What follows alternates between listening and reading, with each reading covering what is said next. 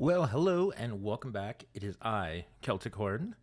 I am happy that you're here to join me. As promised, I'm going to react to my 9 a.m. series Halloween special called Spooktacular. I know, that's a very exciting name for it, right?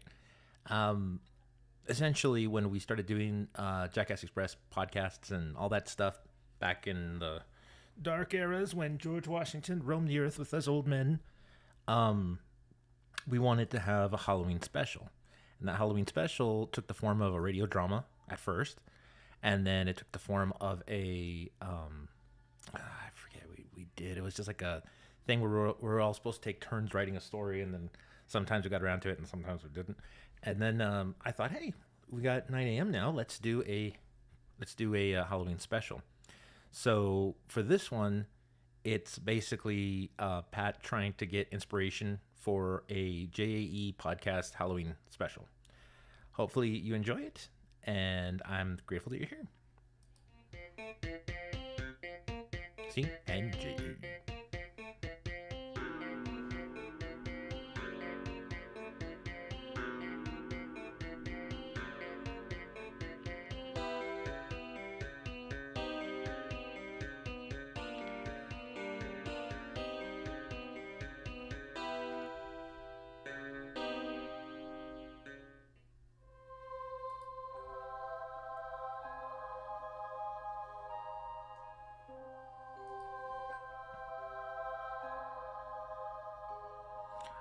Let me go back to here real quick. I wanted to point out that I am natively from El Paso, right? So we have a star on the mountain called our Lone Star, right? And it's really cool. What's really cool about this is that now during Halloween time, they have it all sorts of colors. They'll have it like orange, and then they'll have it green, and they'll have it purple. They just finished having it pink for the whole month of October for Breast Cancer Awareness Month, and all sorts of stuff. And then what's really cool is that from downtown you have all the skyscrapers, and you can see straight through to the star. It's really cool.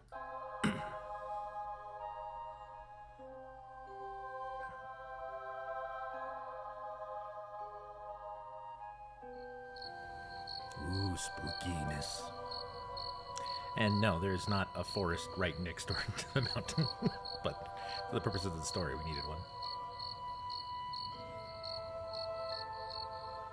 My terrible MS Paint drawings. Love them.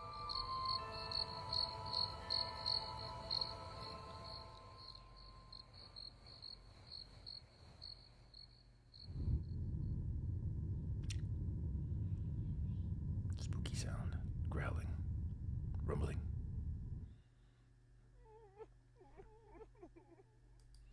Okay, so people who are native to these type of areas, there's this thing legend called La Llorona, and it's the idea that there was this lady who regretted drowning her kids after she got in a fight when she found out her husband was having an affair, and basically the story is that she's constantly wailing by these rivers. Almost there's so many places that have the exact same legend, and El Paso is no different.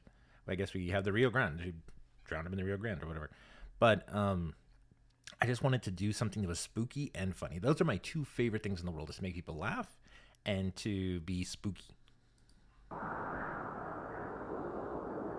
Tipsies. Wow, Pat, I don't know if you're feeling down or if you're celebrating, but count me in. Ugh. Thanks, Brian. Who the hell is Brian? He's our bartender. Who did you think was sliding us the beer? I will accept this without question. What's the matter, Pat? You seem down. I was having a serious creative brainstorming session, as you can see. I don't have those type of sessions as much anymore. I need to have a Halloween special out for the Jackass Express channel.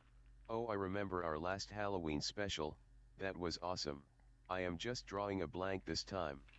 Well, at least you're not firing them, like Sax. This Poor sucks. Sax. I have a solution. I can't just say to hell with it, Tip. Okay, I have. Come to find out that Sax, in fact, does not only fire blanks. Congratulations on the new baby, buddy. Very proud of you. Another solution. What? Let's go camping the week of Halloween, and have a cookout with the guys and drink a lot of beer. So that I can draw inspiration from the haunting October night? What? Sure, I guess. That's a great idea. You're welcome. Let me call the guys. No. No. No. No. No. That sounds like a lot of fun, and I am definitely interested, but I am not sure just yet. Let me know what the other... See, this is pretty much the whole dynamic with me and the guys is, guys, there's this really cool, amazing thing I want to do, and I want to, and I was wondering if you would help me out. And then of course it goes to the chainmail of no, no, no, no, I'm busy, no, no, and then Johnny, who's known for saying no to everything, whenever it's something he's slightly interested in, he'll just come up with an excuse to be like, you know what? That does sound like a really good idea, but I'm not sure if this is a good time for that. We should really explore other options. What do the others say? Kind of like, okay, well, I'll go if the others go, but if they don't, I really don't want to. So it's fun. No. No. That sounds like a lot of fun, and I am definitely interested, but I am not sure just yet. Let me know what the others say. Well, that sucks. Give it a few seconds. And then usually, I like to think that I captured their tones pretty well. Oh, this part I take a big shot at myself here because back when we were in high school, my brother had this really cool Mercury Cougar. They don't make them anymore, but it was red, and eventually I had to get rid of it because it just wasn't really well made. But he loved that car. I remember that. Brandon had his little Chevy, and then we had Julian with his Dodge.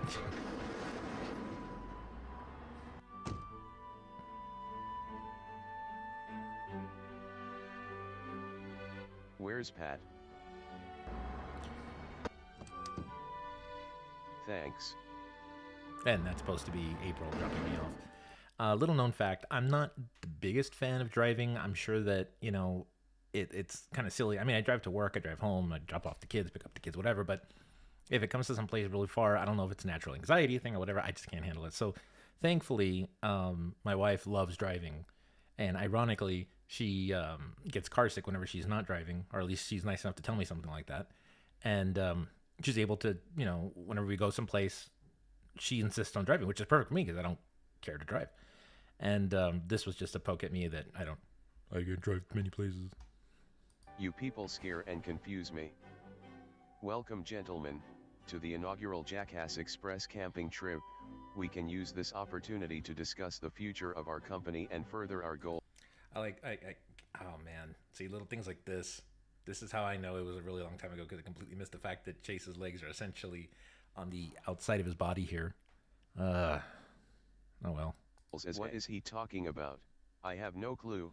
Let's go set up camp so I can show you all how much better at fishing I am than you. I wanted to spend this weekend playing Final Fantasy VII. Ugh. That's almost like a 1-for-1 recreation of conversations that we have. I'll invite the guys to go do something, and I'm like, okay, guys, this is what we're going to do. And they're like, wait a minute. We're not doing that. We're going to do this. I'm like, why are you here then? No, we're going to go do the thing we wanted to do. Well, what did you want to do? And then this is our dynamic. We end up fishing. Man, this fishing is difficult. How long does it normally take? Jot 1. Me too. Same here. Done. Yup. Finished. God, what the serendipitous Nancy Drew fuck is this shit? Do you mind if I take a look? Knock yourself out. Before we continue, I need to take a quick little break. Something just arrived in the mail. It's a costume for my kid. I'll be right back, guys. Please hang tight.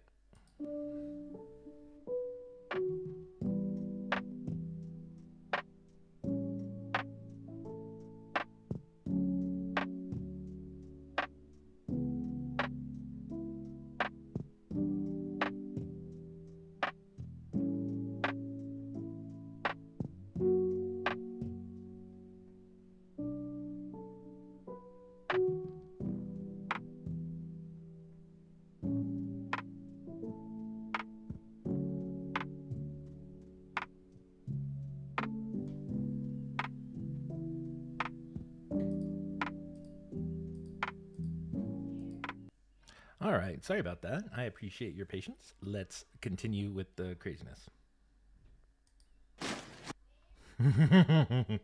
There appears to be a deadlock on it.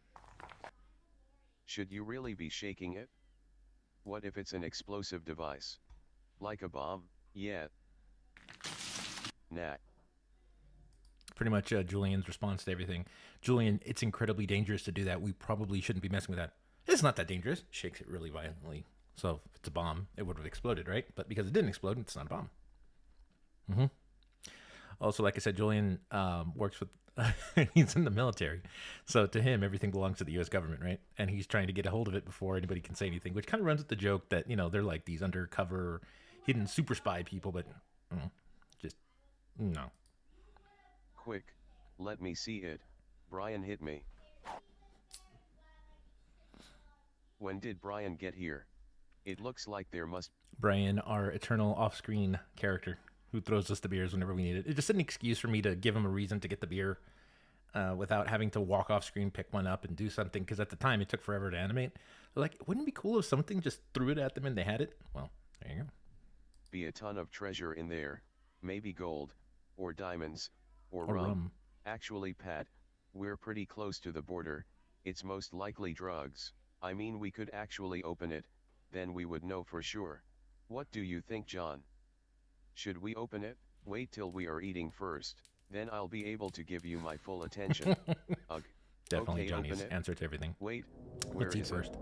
I already opened it and am reading the book inside. You guys talk too much. Can I see the book? No. Julian will not be told okay, no. I am done reading it. This person had terrible grammar and spelling, not as bad as Pat's, but pretty close. Jeff, why? What did the book say? A hitchhiker spent some time here and did he have a towel? He took for reference, Jeff picks on me for everything. It's fine. It's who Jeff is. So mean. Not really. And then Sax and Brandon are big fans of the Traveler's Guide to the Universe, where apparently if you have a towel that solves all the world problems. So that's why they responded like, did he have a towel? Because you can't be a traveler without a towel, apparently. time to write a story of someone in El Paso named Llorona. Oh, I think I dated one of those. She had several children. Never mind. Oh, I know this one. She drowned all her kids in a lake after finding out her husband left her for a younger woman. Right, and because of how the children were killed, Llorona needs to find their spirits and take them with her to the afterlife, otherwise she can't enter heaven. Oh, there we go. Always a fixer-upper. In any case, this is most likely a prank by the locals meant to keep kids from staying out too late. Yeah, you're probably right. Hopefully Johnny didn't eat all the food by now. And this music taken from Kevin MacLeod. I know we're all in shock, right? Ooh, the book's glowing. So, yes, the idea is that we all went out so that Pat could get an idea for, the Halloween special, right? And we find a creepy book that talks about how, it's La Llorona, it's a story that somebody's hidden away, and we're like, well, why? I don't get it. And so it's interesting. It's interesting to me because I'm making a show about me trying to get inspired, and during while I'm making it, I'm inspired by the fact that I'm making a show about me trying to get inspired. So, all right, I'm going to set up the next video, and we will keep rolling. Be right back, guys.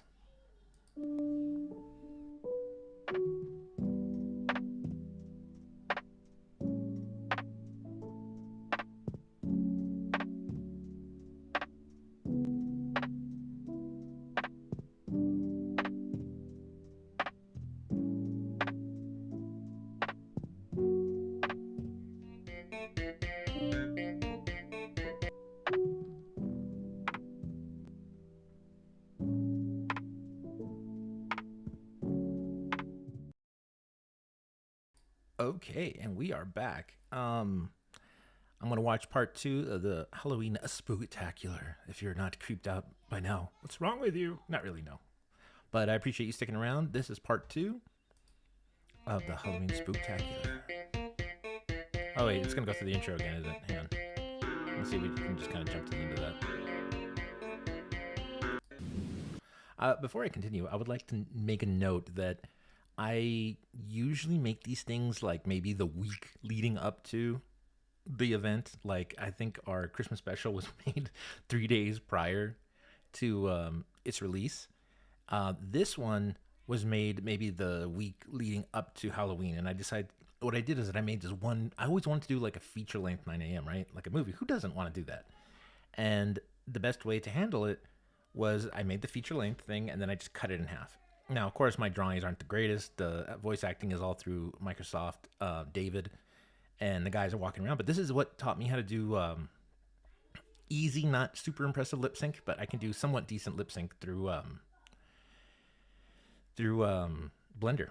It's really cool process. It's a cheat because obviously I don't know why people get so obsessed with the mouth flaps. Even this one is just basically opening and closing. It's not that big a deal. But anyway, more on point. We found the creepy book. We ate. It's time to go to bed. The leftover fish are being left out to dry for breakfast. And here we go.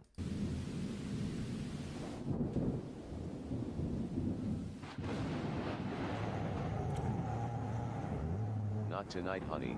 I got to work in the morning. Who said that? Oh good God, no. John, what's wrong? The fish, they've been eaten. Looks like some kind of wild animal ate them. It doesn't look like they were eaten. They are just torn up. Such a waste of food. I must find this animal so I can eat it instead. Wow, that sure would. This is kind of the problem with Johnny. Not really a problem with Johnny, but Johnny's like, look, I don't care what we're doing. I don't care where we're going, but there needs to be food there and it needs to be decent. And if something steals it from me, I'm going to eat it instead. Was a lot of dramatic camera movement. John, wait, Pat, what do we do? I am not sure. I don't think I've ever seen him actually care about anything that much. It's refreshing, in a terrifying sort of way. Mm-hmm. Well, I vote we don't let Johnny get ripped apart by a bear. I thought El Paso was a desert. Let's split into teams and go get him back. We clearly just saw him run in this direction. Why can't we just go as a group? Excellent plan, Brandon. Brian, you stay behind and watch the camp. What the hell is that thing? Okay, so now we're moving into the separate little adventures that they have that add up to the finish of the story. And of course, Jeff's the only logical one saying, guys, we just all saw him run in that direction. Let's just go as a group, get him back before he gets himself killed, and then we'll be fine. And the guys are like, no, let's split up. Which pretty much is what we would probably do. Like, no, let's do it the hard way because why not? Because we make life more difficult. What the hell is that thing? That must be the thing that ripped apart the fish. It's my best friend. I think that's a chupacabra. What are the odds it's going to rip us apart as well? My horrible I would say MS fairly high. Quick tip, give me your lighter. I gave up smoking. Tip please. Damn it.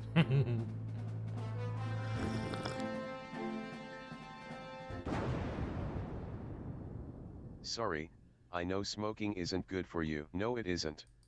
The irony is that I'm drinking a bottle of rum. Mm-hmm. Well, damn it. This is exactly the reason why I hate listening to anything Pat has to say. Yeah, this isn't worth what he pays us. Wait, does he pay you? Well, yeah, he pays all of us. He doesn't pay me. Maybe because of inflation he can't. Wages should be tied to inflation. Anytime cost of living goes up, so should everyone's pay. What if an employer can't afford to pay the raised cost of employee wages, as they too are subject to the inflation? As pay goes up, costs and expenses go up, then inflation goes up, then pay would go up. However, pay as based on a percentage of other costs are stagnant since the late 70s. I would like it noted that was copy and pasted from an actual conversation these two have had. And it goes on and it goes on and it goes on. Sax and Jeff are very intelligent people. I will give them that. Sometimes when they go into these crazy explanations, I'm like, my head, it hurts. I don't want to listen to it anymore. And then the chupacabra, obviously, because it got overloaded based off of all the stuff that Sax was saying, was like, okay, I'd rather just have my head explode. Done. We're like, wait a minute, what did we do? That's right, I see you, you scaly bastard. Get down here so I can eat you. Hey. Hey. I can't help but notice you're going about this all wrong. And of course, Julian is supposed to stop Johnny, but really what he's saying, well, Johnny, I see what you're trying to do. We could do that, but maybe we modify how we handle it. So he's the eternal, like, I'm going to help you out with it anyway. I have no interest in really trying to stop you, especially when you're holding a knife, so we'll figure this out. What would you recommend?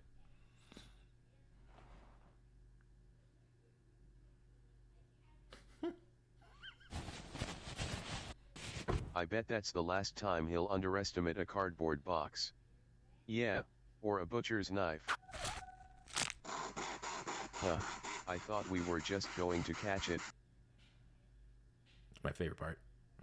Damn it, what are we? Earlier in the video, Brandon talks about how he wanted to spend the weekend playing Final Fantasy VII. So at the time, I was really new to Blender, and I was trying out different things. It was so dumb. It was around the time that I had made the fight in the bar sequence where they're fighting against leprechauns and all that. So I was like, what can I use those models for so they don't completely go to waste? And I did some fun things here. I would like it noted that I did not take this song from anywhere else. I opened it in a program called Mixcraft, and I wrote down every single one of the notes from the song. So I guess that's why I haven't gotten flagged for it. We going to do? Fight it off, the only way we know how.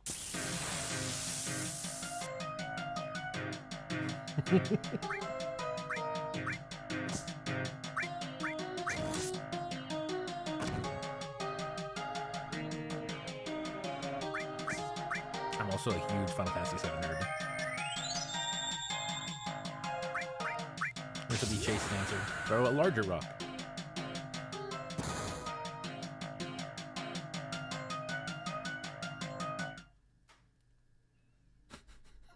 All right, let's eat. You have no idea how long that took to make back then, because everything was not quite adding up. I'm trying to figure out a way to get the items to actually stay in their hands and actually throw it, and then getting the camera angles right. I mean, I was watching videos about, like, just watching Final Fantasy VII footage, and then I had to get the overlay, and then I had to get the little sound, and then you're making it. It was fun to make. It really was fun, and like I said, it was like the week before, so I was kind of in a rush, and I wish I could have done more with it, but I'm pretty happy how that turned out. I am noticeably uncomfortable. What's the problem, Jeff? It could... Jeff's line is, I'm noticeably uncomfortable, is because I was writing the script, and when I was writing it, it's like, okay, what's going to happen next? So I tried to plan out what's going to happen next, and I put Jeff is noticeably uncomfortable, but I forgot to take that out of the dialogue. So I was just like, you know what, it'd be funny if I just left it in. Jeff just announces, I'm noticeably uncomfortable. Dumb things we do. Just be a coincidence, but the book talked about how the souls of the children hid themselves inside the bodies of furious beasts, so that Llorona would never find them. Well, we found them.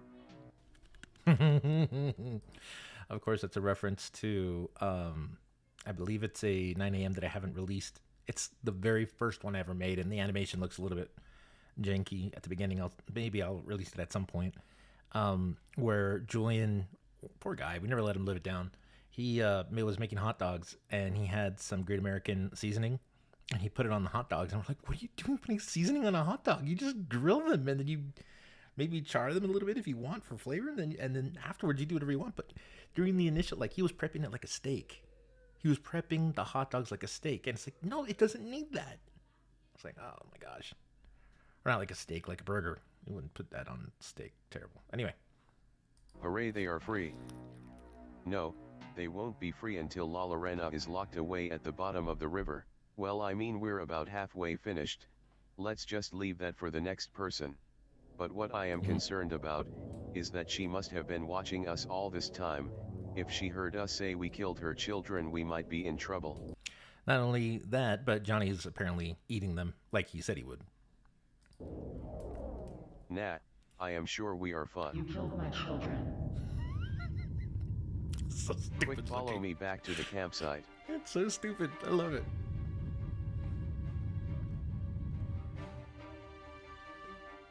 Okay, now what? I am not sure. I just thought it might be a good idea. Well, we're screwed. Wait, I know. We could tie a rock to her and throw it in the lake, that would fulfill the legend. How do we tie a rock to a ghost? We can't even touch her. And even if we could, we wouldn't want to, otherwise we'd have to watch that video HR gave us again. We need Hans. Dumb joke. That's right. Oh, coming up, they're gonna talk about character, but I'll let it play first, and I'll stop. He's my personal servant. We can ask Hans.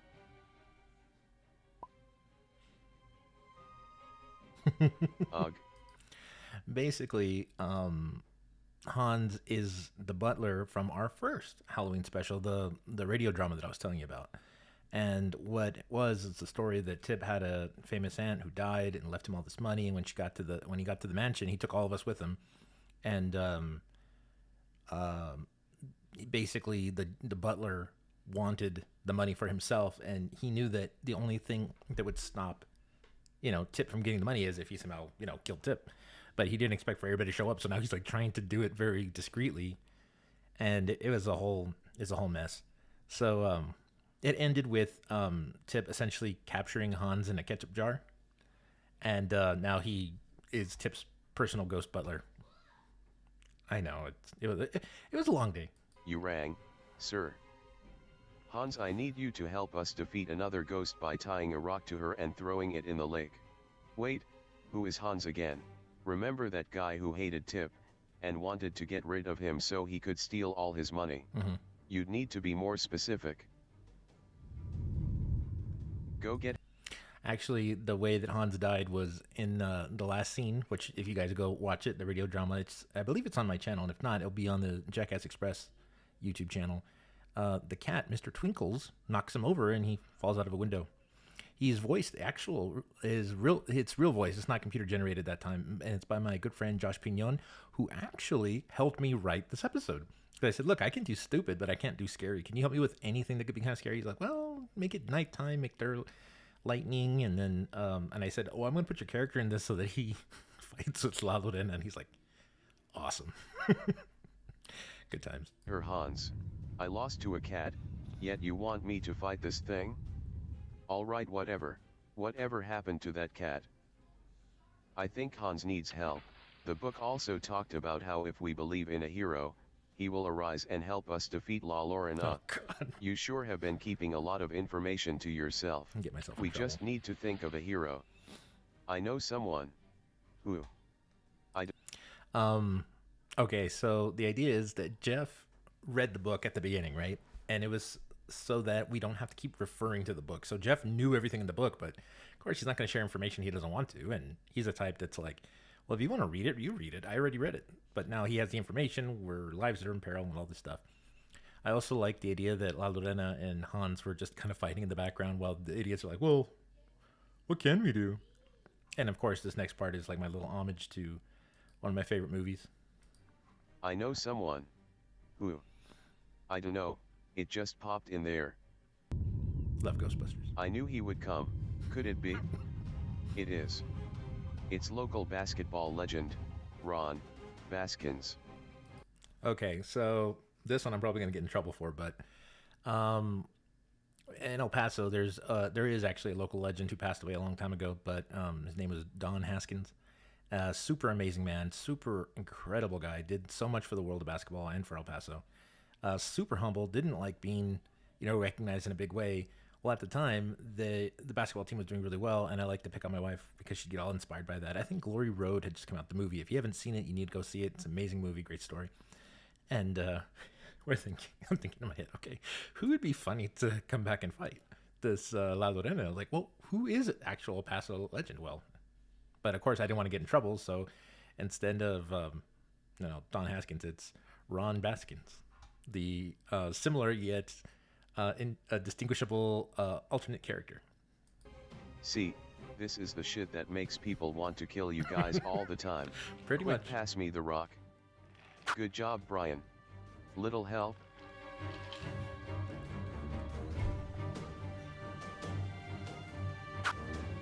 Top tier animation, of course. We did it. Now her spirit can rest peacefully. I was trying to think of different ways that they could get rid of La Llorona without it being too complicated.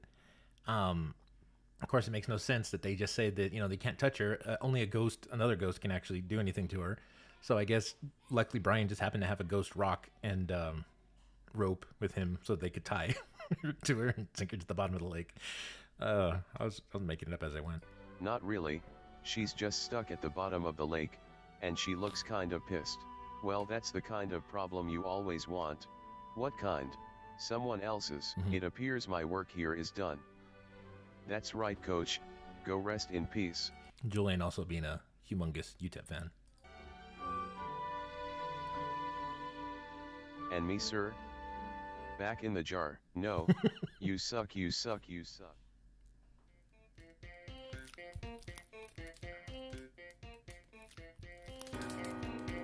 Well, Pat, after all of that, do you think you have the inspiration for the Halloween special now? Yeah, but you know what? The hell with it? It's supposed to be a meaningful ending. Then why the hell did we come out here?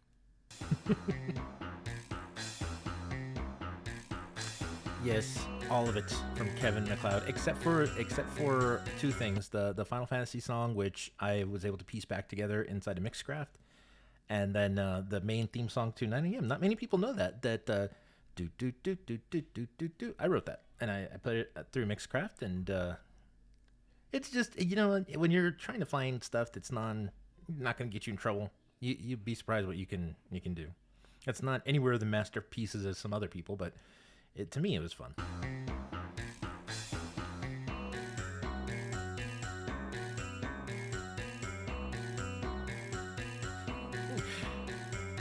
There we go.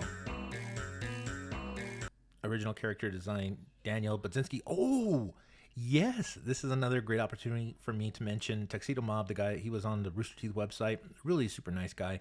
The original character designs, the designs of all the characters you see in these animations, they were actually designed by him. And he sent them to me because he liked the idea of me making this. So here you go. Just, I'm like, super nice guy, right? But this is the guy who did it. Super amazing animator. I haven't seen post much lately, but I know how life goes, so it's a little bit of a pain in the butt. But no, I am eternally grateful to this guy. There would be no 9 AM characters if it wasn't for this guy, so really grateful for that. Shameless plug. Yes. All right. Thank you guys very, very much. This stream I thought was going to be a little bit longer, but I forgot the episodes are so short. I really appreciate you guys hanging around. I'm hoping to maybe do a stream later on, either today or next week again. I hope you all have a wonderful Halloween. Be safe, be careful. It always does help me if you like and subscribe. I know everybody has to say that. Everybody has to say that. Also, be sure to check out my series, Between the Mods, which features the incredible voice acting of Mr. Flick from A Flick's Life, the author and creator of Oneself, and also Jazz, who actually writes all the episodes for Oneself. And it's just us bickering. I just think it's funny when people bicker all the time and say dumb things. Also, there will be my annual Halloween video to come out on Halloween. I'm sure you can kind of guess what it'll be, kind of, more or less. But overall, I really do appreciate you guys hanging out with me and watching, going down memory lane with this. And we will see you next time. Thank you all again. Happy Halloween. Farewell.